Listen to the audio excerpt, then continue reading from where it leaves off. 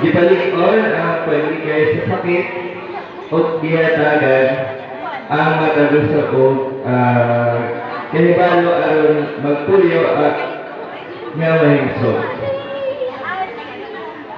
Hinaag nga kini mahimo pahinungdan nga ang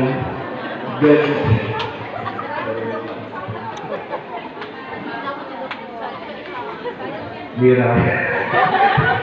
Naway magsilbi itong paalala na ang maliliit na hakbang tulad ng tamang kalinisan, regular na pagpapatingin at pag-aalaga sa isa't isa ay may malaking epekto sa kapag sama-sama natin ginagawa. Daghang salamat sa inyong suporta o pakikubad. Magtinabangay kita sa paghimo o usa ka hisog o gilikon nga komunidad. Thank you, Doc.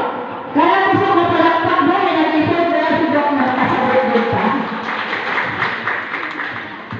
The next is here research from our municipal Tagalog Committee on Health, Honorable Alan Sue. Mama, ato ko kay Papa.